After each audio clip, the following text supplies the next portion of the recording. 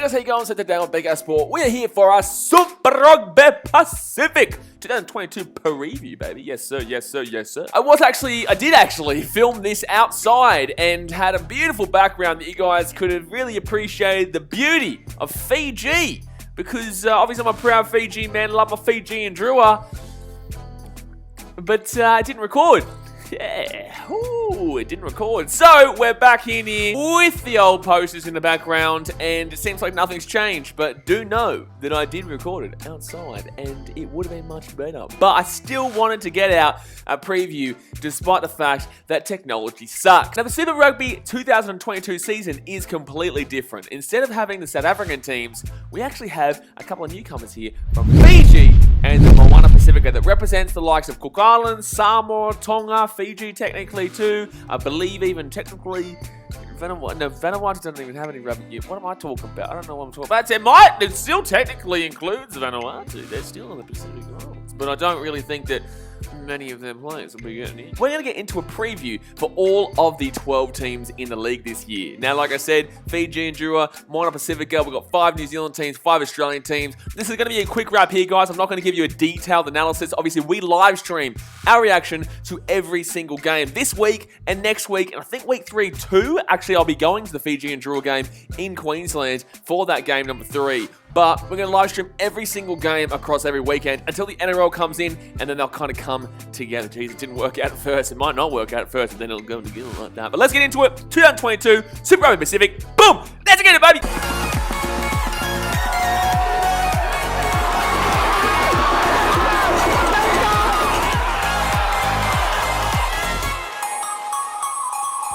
In number 12, there does have to be a team. You do have to come. There is always going to be a team that come last.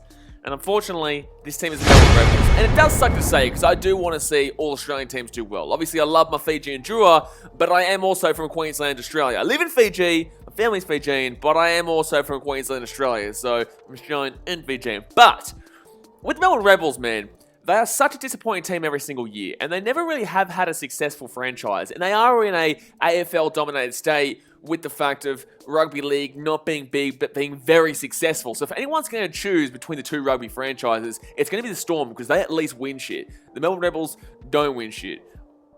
They win wooden spoons. And that's what I'm predicting them to win this year. And that's not me trying to be rude to them at all. That's just me saying, it's going to be tough, man. You know, it's going to be a tough year for the Melbourne Rebels. They've lost Marika Konobeti to Japan, who is one of the most explosive wingers in rugby. He's absolutely fantastic. And that's a huge loss there. Probably the player that even casuals would know there. Not many people would know anything about any players at the Rebels, but they probably would know Marika Konobeti. So that's a big loss there, and I just don't think they've got the setup to be successful this year, and I think they're a decent way away from being successful. Obviously, we're transitioning back into the Trans-Tasman now, which is exciting as hell, but it's not Trans-Tasman, it's Pacific, but you know what I'm saying. It's not Super Rugby AU, where I believe they also finished last, or second last anyway.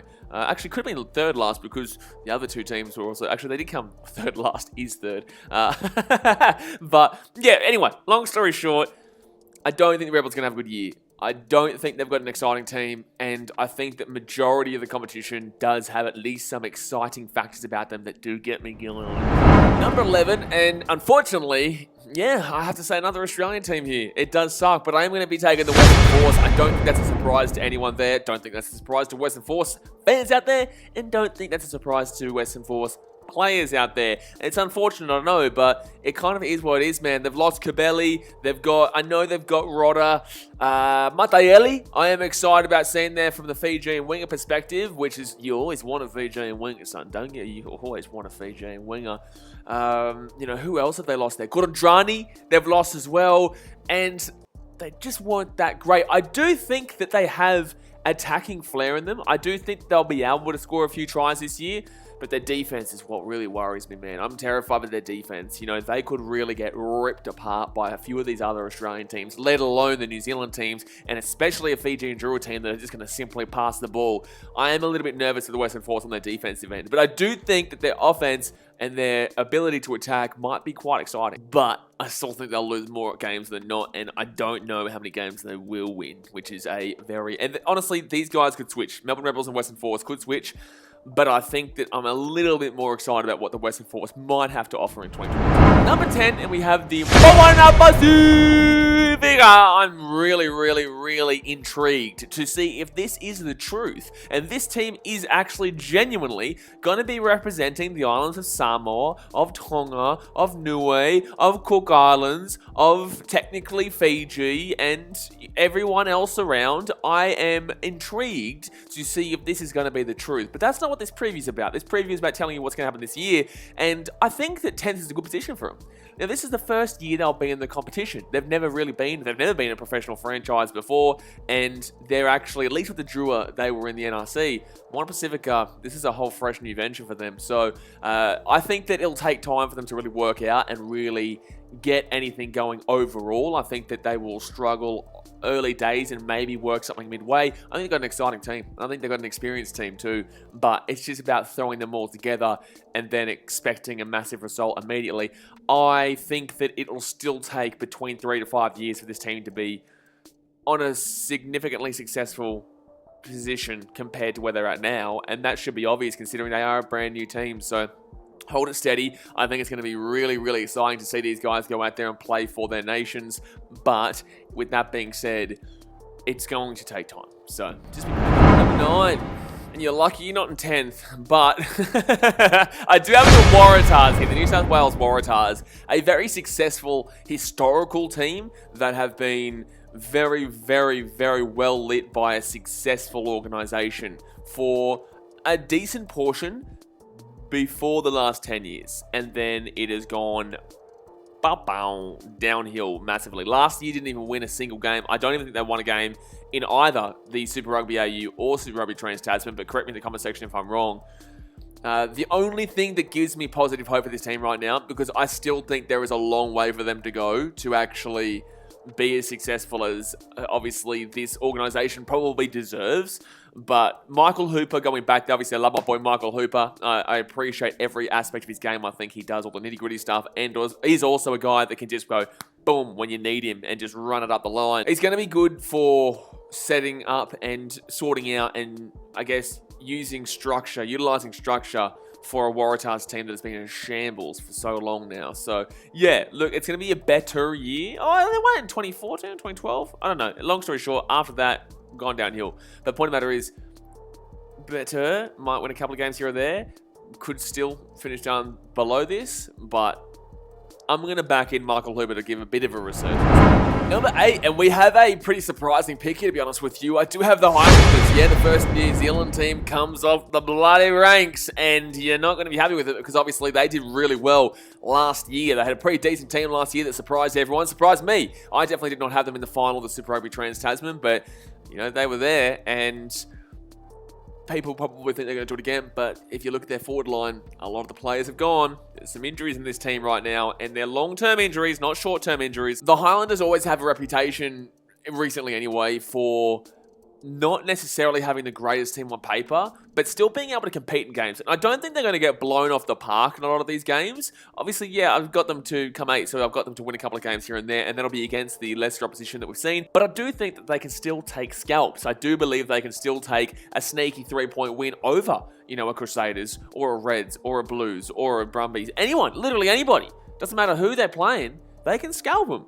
But I don't think it's going to be a consistent scalp overall. I think that, yeah, look, they've lost a lot of their forwards, that real beefy pack that really... They've always been a bit of a... We don't really know if they're going to be a forwards-based team or necessarily a backs-based team. They've been a bit of a mix, and not necessarily does that ever work. But I think they'll be still okay to watch this year. I still think they'll give it a real solid crack. But in the same sense, I think the other teams above them are going to provide a bit more in regards to consistency, which is why I have them down as low.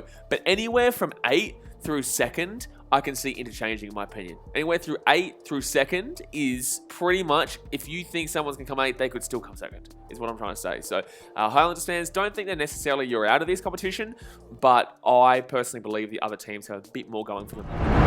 Number 7, going to be going with a bit of a surprise pick here too, to be honest with you, because I know there's a few teams here that you're probably just like, how are they above them? But I am going to take the Hurricanes here. I'm going to take the Canes in number 7, and they're exciting. They are exciting, but they've lost Lamape. They've lost a couple of other really big-time players. A couple of injuries too, to be honest with you. And I really like Alex Savea. I do. I think he's an awesome player. I think he takes and brings a lot of experience, a lot of quality. There's so much talent that he brings to this team that will give them that extra firepower. But I don't think they're looking as good as they have looked really recently in a couple of their games. I thought they were improving greatly in 2019. I thought they were going to start to come back up. Maybe even, did they do anything in 2020? I can't remember if we had a Super Rugby season in 2020. I don't think we did. But yeah, I'm not as high on the Hurricanes as I think most people probably would be. They're a very high-paced offensive team. The defense is still pretty decent, but realistically, this team is always focused on the offense and the pace, the really energetic pace of the game. Lamape is a huge loss, though, to be honest with you, and it'll be interesting to see if they can. I think this is their lowest that they can go. Like I said, I still think they could go second as well. They're in that little area. They can go here or there, dramatically different. But I think that a lot of the competition from a couple of these Aussie side, the Fijian Drua and whatnot, are going to maybe give them a bit more of a challenge than I think a lot of these New Zealand teams are actually going to expect. Number 6, we've got my boys, the Fijian Drua! Dosuviti Fijian Drua. It's going to be a really, really fun season to watch, regardless of if you're a fan of the Drua or not a fan of the Drua. But if you're not a fan of the Drua, well, then you're wrong. I don't care if it's not a right or wrong answer. That is the wrong answer if you don't like the Fijian Drua, because we're going to have a fantastic year, and I'm excited. I think that this team, if you underestimate them just because they are the first year in the competition, it's the first year in the competition for them, then you're sorely mistaken. And I don't think you realize how quickly it took for them to really work into it with the National Rugby Championship, where they were in for 3 years. That's how I became a Drua fan. We'll put a video out on the channel about how I became a Drua fan specifically. But the reason why I'm backing this team in to do, it's still halfway. You know, it's still 6th. It's not like I'm giving them a massively crazy prediction here. I think that this team will eventually really significantly grow this national team here in Fiji, because I think they will, over time, really fortify the up-and-coming Fijians through this game in this team, like the Argentinians did with the Jaguares, and it's going to be awesome to see the future long-term, but that's not necessarily what we're talking about here. We're talking about the fact that this year, they're going to be exciting. Darren Alangi comes over from the Sevens. They've also got Kaliona Soko, Napoleone Balava. You know, they've got those Sevens players that brings the offense, because you've got to think about the attack with Fiji. The only problem with them is that they'll throw the ball around, drop it too much. And that's because of the attack, and especially Sevens, because the ball is thrown around a bit more crazily. And the way the Fiji plays rugby, the ball just gets thrown around crazily. So there is always going to be worries in regards to the ball handling skills of the Fijian Drua and Fiji in general. And that was, for me, the only reason they didn't win all 3 years in the National Rugby Championship. In 2018, 2019, and 2017. They won in 2018, I believe it was. But the other 2 years, it was their ball handling that really screwed them. And discipline. So they're the only 2 issues you got to look here. But they will have the experience. They've got players from the national team. They've also got the Sevens play. The national team brings experience. The Sevens players brings the high-paced, energetic offense. And the defense, we've seen recently with the national team, the defense has been a lot more structured than previously. So maybe if they can transition the national level to the domestic level here in Fijian Drua and really kind of get a good connection going there, we will see a Fijian Drua team that does have all 3 aspects that it does take to be successful. So I don't think this year, I think patience is key here for the Drua fans and for Fiji. I do believe 15s can be the biggest sport in Fiji over 7s with the way that this team may progress, but that's a long way away. I think it's just generally going to be called rugby as a #1 sport in Fiji rather than 7s in the future, because it's an exciting time for Fiji. So get amongst it, baby. Dosoviti, and I've got to sit. I just realized the camera was a little bit lower, so I shouldn't sit up like this. I should sit down like this. But let's get into number 5, and we are going to go with the A.C.T. Brumbies. A very successful team in the past, man, and they have been, yeah, they're really good in regards to the Australian teams. Let's put it that way. I think that they're not exactly the most exciting team to watch ever. They're a polar opposite difference to a lot of these other teams like the Hurricanes, like what the Drua will probably be this year, where they're just solely focused on attack. I think the Brumbies have always been solely focused on muscle and trying to outmuscle you, but their outmuscling hasn't been as quality as what we're seeing with New Zealand overall recently. So that's my only issue with watching the Brumbies. With that being said, I still think this is one of the more experienced teams in the league. I think that Tom Banks is going to be great. We've got White there as well. I think that overall the Brumbies is still going to be a really good team, a really solid team, and they're really going to try and focus on the forwards again. Their backline's not terrible by any means. I'm not even insulting the backline. I think the backline's still fine and still good. But I just think it's never really been a focus for them to really get that attacking flair going compared to other teams. So look for this team to really bolster through the 4-pack, get up through the middle, and then try and score a try from just simply out-muscling you. And I think they'll win more games than they lose. But that's going to tell you, if they're in 5th and they're winning more games than they lose, how good these other teams above them are more than likely going to be this year. In 4th position here, we do have the Chiefs. This is probably the most ballsy selection of the most, and most people will probably have them either 2nd or 1st. I do believe that you guys will probably really be backing the Chiefs, but I got big news for you. No Damian McKenzie, man. No Damian McKenzie, man. It's a problem. There's a problem here. Hello? You don't realize the problem? Problem, no Damian McKenzie. Absolutely unbelievable player there. Obviously, the loss of Sean Wainui as well will really impact this year. And I want to say this in the most respectively positive way that I can, because I absolutely love Sean Wainui and what he did for the game and what he did as a man for his culture. But what I want to say in regards to the team aspect, specifically the team aspect of the impact of what has happened with Sean Wainui off the field, is going to have a positive impact in regards to the team on the field, because I think they're going to come together to have a better year this year and try to have a better year in lieu of what's happened with Sean Wainui. So I don't want to make a positive out of that, because there is no positive out of that situation. But in the team aspect, I genuinely believe it will help their commitment to having a better year. So I think that 4th is actually probably a little bit harsh in regards to that too, to be honest with you. But I still think that the Chiefs are a great team. I just think that loss of Damian McKenzie is going to be way too pivotal for Chiefs fans to really muster, or Chiefs to really muster an unbelievable year where they go and win it. But I definitely believe that they can win it. I definitely think they're one of the teams that will be pushing for that 1st spot. And I think that it's going to be really congested from probably 5 through 1, really congested overall. And there'll be a little bit of a gap to the Fijian Drua and below. So they play some really good rugby on all sides of the ball, whether it be defense, offense, doesn't really matter.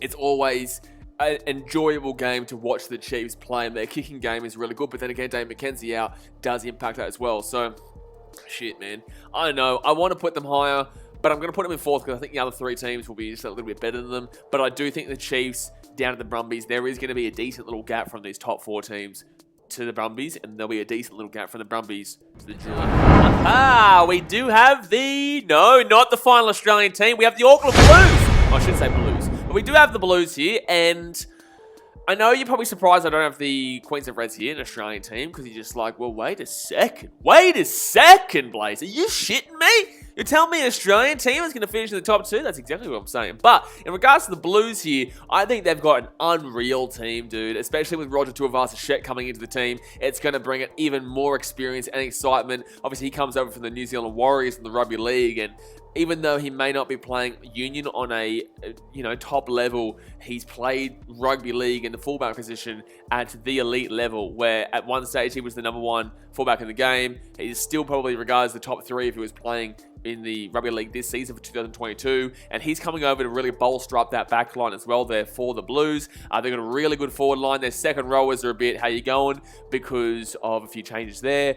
But overall, the Blues are going to have a great year, and it may be harsh to have them in 3rd and not above into 2nd or even 1st, to be honest with you, because obviously they won last year. But I think that, oh man, it's so tough, this top 4, man. It's so tough. So yeah, the Blues are good. The Blues will be really, really good, and super excited to see them go along. But have them in 3rd. They're still going to be a good year for the Blues. In number 2, we do have the Crew. I'm joking. Relax, man. Shit, man. You think I'm putting the bloody Reds in 1st? You wish it, man. They're going 2nd, dude. Relax. My goodness me. Calm down. Don't hit your keyboard. Don't headbutt your computer. It's alright. I've got them in 2nd. you probably already headbutted the computer when I didn't have them in 4th or 5th. But the Reds are going to have a great year this year. This is where they've been building, baby. This is where the Reds have been building right now. They've been building this really youthful team for many years now, and it's finally got to that point where you can be like, okay, well, they're not youthful anymore. They've come off the back of a Super Rugby AU win, did finish the highest out of all the Australian teams last year in the Super Rugby Trans-Tasman, and have that experience now of what it's like to play the Kiwi teams again. So I'm really backing in the Reds this year, probably more than anybody else is, and I think they could be a significant challenger to, you know, the teams around them in that top 4. And it's going to be incredible to see this forward line, you know, the likes of Taniela Tupou there, and they've just got a really big, solid pack there that are really going to romp. And then you've got a backline there that is super exciting too, high energy, pacey. I think that they're more so going to be focusing on a bit of fluidity this year compared to structure that they've had in the past. I love the way the Queensland Reds play. I really am excited for what they're going to bring in 2022. Do I think they can win it all? I don't know, man. Second place, yes, I do, but I don't know. I think they could finish the regular season in second and not be able to beat anyone in the finals in regards to New Zealand. I don't know what it is. I doubt them on the big stage, but this is where they've been building to. So I love how I say this, and yet I've got them in second, and yet I have relative doubts about them on the finals factor. But I'm telling you right now, really, you need to understand this team is much better than you probably can. Number 1.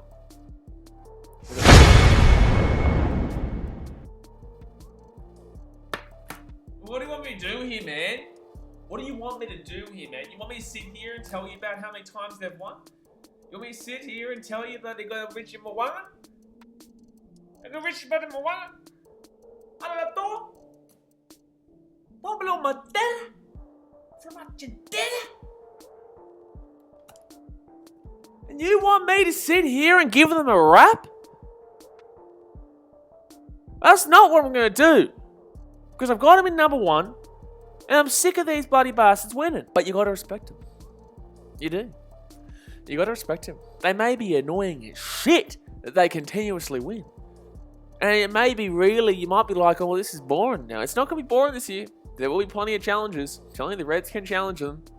Even the Brumbies can challenge them. Obviously, the Blues can challenge them, and obviously the Chiefs can challenge them. And I'm telling you right now, even the Highlanders, everyone from 8 through 2 will probably challenge the Crusaders. But overall, the Crusaders are going to be consistently better. Anyway, guys, that's going to do us here for today's video. Let's go and hit that thumbs up button and subscribe if you're new around here, because we're going to be streaming every single game from round 1, round 2, and round 3, and then the NRL will come in and they will combine together. Wow, that was actually really seamless too. I didn't even know what I was doing there. I'm surprised I didn't do this, but we got there in the end. But overall, we're going to be streaming every single game, round 1, round 2, round 3. I will actually be going to the Fijian Drua game in round 3 at Suncorp, maybe. Not too sure. I can't guarantee it, but I'm excited. I will be definitely vlogging this year for the Super Rugby and also for NRL. So, yeah, if you love your sporting content, this is the place to be. Hit the notification bell. We're going to have plenty of rugby union-based videos coming out as well. Not just rugby league, not just other sports, but we're going to have rugby union really immersive on the channel as well. So, get excited. But let us know in the comment section what your thoughts are, why you think I'm crazy for putting the Reds up in second, why you think I am wild for not having the Chiefs higher, and I don't think there's anything crazy. Maybe Fijian Drua might be lower on some other people's list, but the fact of the matter is, I don't care, baby, because this is my predictions. This ain't your predictions. It's my predictions. If you have a different opinion, well, then go and give us your opinion in the comment section below. But here's my opinion. It's time to go. It's not an opinion. It's a fact. I'm going to head off, and I'll see you guys next time. Thanks for watching. Catch you later. See ya.